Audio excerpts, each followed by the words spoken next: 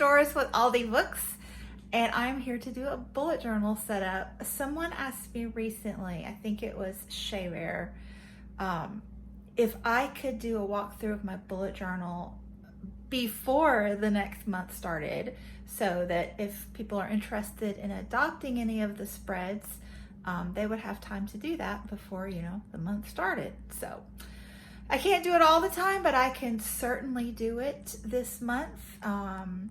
I'm pretty excited to get started with summer school readathon. So I've got a few little spreads for that in my bullet journal. And yeah, it's just been a fun morning getting it set up, playing with markers and stickers and washi tape. Oh my.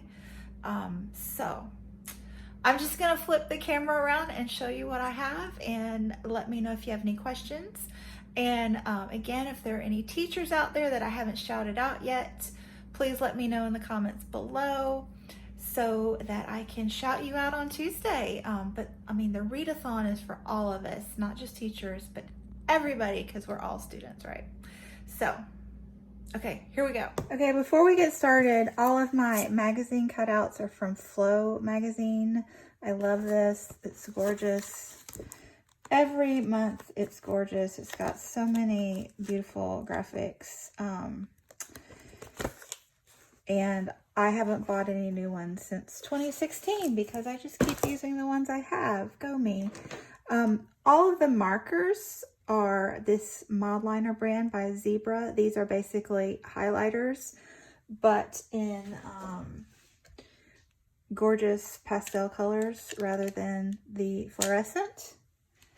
And they have a chisel tip, which is perfect for writing. And then a writing tip. I mean, the chisel is really good for bold titles. And then I outline my titles and do all my writing with the Pilot G2.38 because I like a fine nib. And if I'm going to do anything with that I know I'm going to be coloring over it, I use a permanent marker, a permanent pen rather. So Micron Pigmas or the Faber-Castell Pitt pens are great.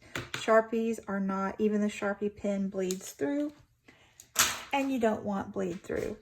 I also use a lot of washi tape and stickers. But since I don't do that professionally anymore, I don't keep up with the brands or where I got them. So, jumping right in, I always have a spread that introduces the month, just like a fresh start. So here is July. July, I'm doing my summer school readathon, so I wanted to emphasize that. And then, how fun, I like a game. I like a good game. So I've come up with 3 for the month of July if you want to play along. I'm going to be doing the 7 and 8, which is reading 7 books in 8 days. I'm going to try to finish my entire summer school prompt series, all 8 prompts in those 8 days. So wish me luck, or, play along with me. I'm going to be doing a TBR mug madness. So how many books can I read from my TBR jar in 8 days? I'm going to do that July 14th through the 21st. So basically I'm going to find all of the small books and quick reading books and put their little titles in a TBR jar and pull those out for funsies that week. And I didn't mention this, but I'm trying to do 30 books in 30 days. I'm playing along with Britta Bowler on that one. So, I mean, I'm a teacher, if you haven't figured that out by now. And July is almost a free month for me. I do work a few days at the end of the month, but yes, July is funsies. And then I'm going to do a 24 and 72 because I need more days than 1 or 2 to get 24 hours in. So I'm going to try to read 8 hours a day for 3 days, July 24th through the 26th. So crazy 8s, eh? I thought it was fun. So yeah, this is what June looked like. June I did the Reading Women Month and Caribathon. So I usually, you know, put my reading theme for the month on that opening page. So then we have just a regular calendar with my events that I need to attend.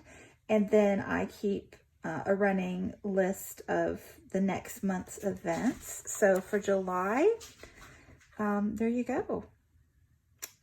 Nothing to that. Oh, I need to tell you that this is a boo-boo. So I miscolored, I miscolored the calendar. I have this color coded by my little readathon games. So the first 8 days were the 7 books in 8 days. This week is the TBR jar week, and then this weekend is the 24 and 72. So I have them color coded, and I accidentally miscolored that. So I used the washi tape to cover my boo-boos, you know. Correct your mistakes. I do it often. Stickers and washi tape are lovely for that. Then I always have a booktube page where I keep my ideas categorized over here, and then I write them in over here as I do them, and I can plan ahead. I always use a pencil for this page, so if I change my mind or don't get to something, I can erase it and move it around, and then I check them off as I actually upload them. I've been using this system for 2 or 3 years now. It works really well. And then this is my reading plans spread.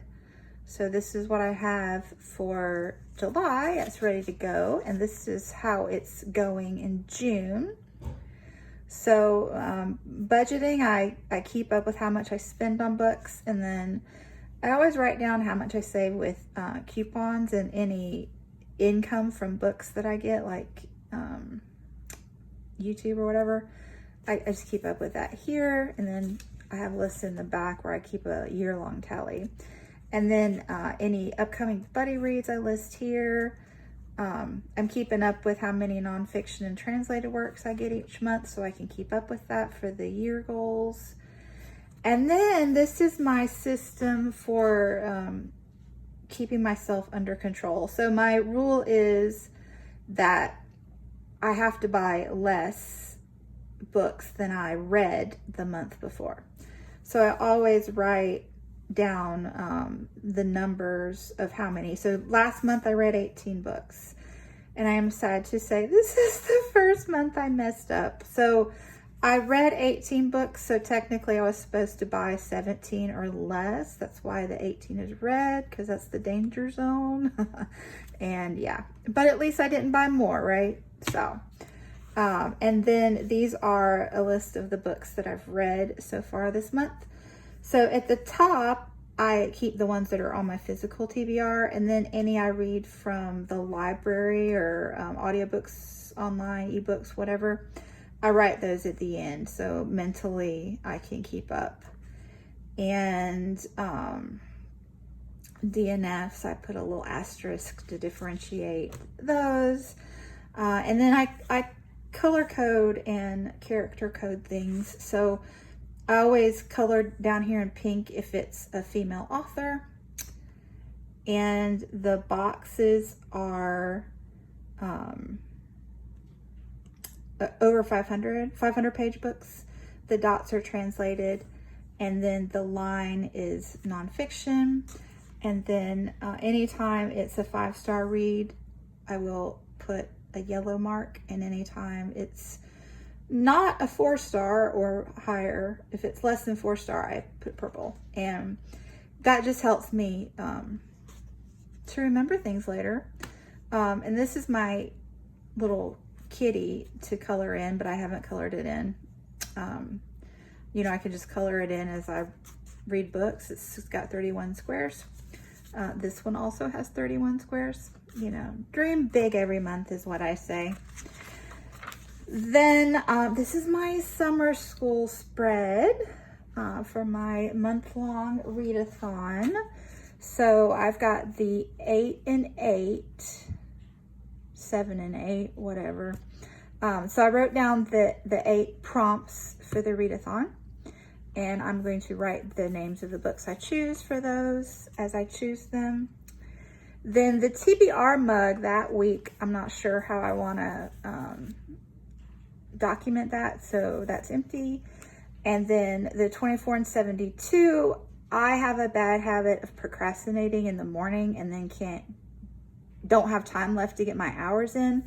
So I always, when I'm doing that, I break it down into morning and afternoon, and I try to get 4 hours in the morning and then 4 in the afternoon, obviously. And if I finish a book, I can write it down here. And then 30 books in 31 days. So I can write down how many I got for each event in the calendar. So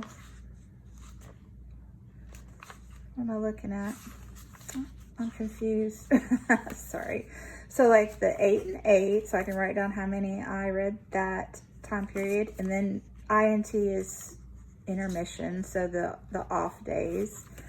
And then TBR mug, those days, a total for that, and another 2-day intermission, and then my 24 and 72, and then the finale, the last few days of the month. So, you know, I can write down my totals for each time period and then my overall total. So fun times. And then July plans. So every summer, my son and I make a list of things that we want to do in the summer, just little fun things to do, and then we check them off as we get them done. So like, he likes candles, so we go to Yankee Candle, blueberry picking, Nona Lisa Pizzeria, which is a little gourmet pizza place out in the country, McKay's bookstore, all those kind of things. We haven't completed our list yet. We got to work on that. And then this is just a basic to-do list. And I like to categorize that for the month. So outside tasks, inside schoolwork, because, you know, that's on the horizon. And then paperwork, and that would also be online things because, you know, most of our paperwork is digital these days. Okay, and then Instagram, I skipped that page. So in June, I came up with a plan to play around with Instagram for different things I wanted to post every day, and that's been fun, although I haven't actually used this spread. I used it mentally, so it's good. For July, I've decided that I want to do a daily iPhone photography tip. So I'm going to make a list of different tips over here, and then I can pencil in, you know, the same premise as with my BookTube channel, you know, ideas on the left and actual execution of them on the right. So I'll brainstorm ideas here and then kind of pencil them in as to when I want to do them and check off as I get them done. So yay. I probably won't check off over here because I'll check off over here, but whatever. And then this is different. I've done this before, but not recently. So I always try to improve my health every month. Sometimes I'm successful, sometimes not.